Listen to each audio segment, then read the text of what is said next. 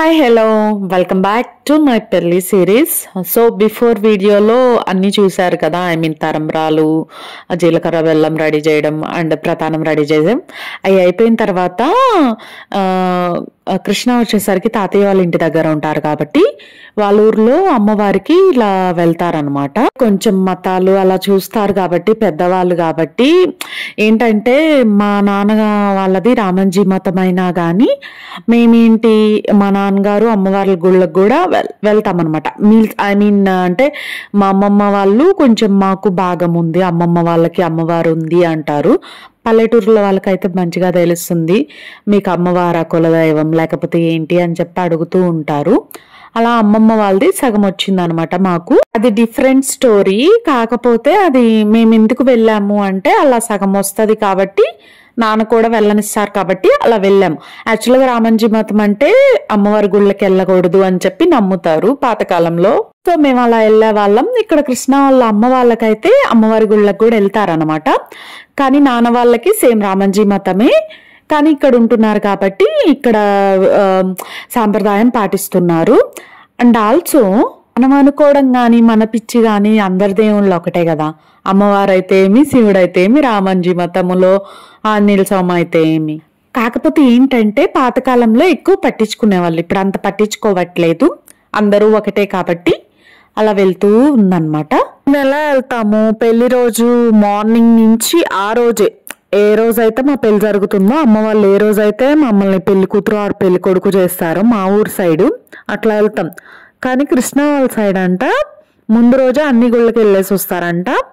పెళ్లి రోజు ఒక్కరోజు ఈ గుడికి, అదే పోలేరమ్మ తల్లి గంగాలమ్మ తల్లి గుడికి వెళ్తారంట. సో గంగాలమ్మ తల్లి గుడి కాబట్టి వెళ్ళేటప్పుడు అందరు వారు పోస్తూ ఉంటారు. వారంటే మామూలుగా బిందెలో పసుపు కుంకం పూలేసి అది వారు పోస్తారనమాట. వీడియోలో చూస్తే మీకు అర్థమవుతుంది కదా, ఊర్లో తిరిగి వెళ్తాం కాబట్టి గుడికి. సో అక్కడ ప్రతి ఇంటి వాళ్ళు అలా వారు పోస్తారు. సో అలా అలా అలా తిరిగి వెళ్ళేసి పూజ చేపించుకోవడం అనమాట. అండ్ వన్ మోర్ థింగ్ ఏంటంటే అమ్మవారి గుళ్ళకి మా ఊర్లో అయితే జెంట్స్ లోపలికి వెళ్ళి దండం పెట్టుకునేలా చేస్తారు. ఇక్కడ ఆ ప్రొసీజర్ లేదంటుంది, నాకు తెలీదు. కృష్ణ బయట ఉండే దండం పెట్టుకున్నారు, వీడియోలో మీకు కనిపిస్తుంది. ఈ గంగమ్మ తల్లిది ఏంటంటే ఇక్కడ అందరూ వచ్చేసి చుట్లు తిరిగేసి టెంకాయలు కొట్టుకొని దండం పెట్టుకుని హారతి తీసుకొని మళ్ళీ ఆంజనేయ స్వామి గుడికి వినాయకుడి గుడి కూడా ఉంటుంది అనమాట వీళ్ళూరులో. సో అలా వినాయకుడి గుడికి వెళ్ళేసి దెన్ వీళ్ళు ఏంటంటే పోలేరమ్మ తల్లి గుడికి లేడీస్ వెళ్ళకూడదంట. ఇక్కడ గంగమ్మ తల్లి గుడికి వెళ్ళేసి అక్కడ వరకే ఆగిపోతారు లేడీస్. అక్కడి నుంచి జెంట్స్ మాత్రం వెళ్తారు ఆంజనేయ స్వామి గుడికి, పోలేరమ్మ తల్లి గుడికి అండ్ వినాయకుడి గుడికి.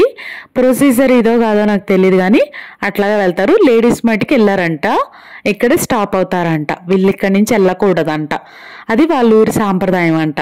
సో ఇలా తిరిగేసి ఇక్కడ కావుల్లో మోస్తున్నారు కదా, అది పానకం అనమాట. పాతకాలంలో అలాగే తీసుకొస్తారు కదా. బిఫోర్ మనం ఏంటంటే ఇప్పుడు మామూలుగా ఇక్కడికే వచ్చి కలిపేయడం అలా ఉంటుంది.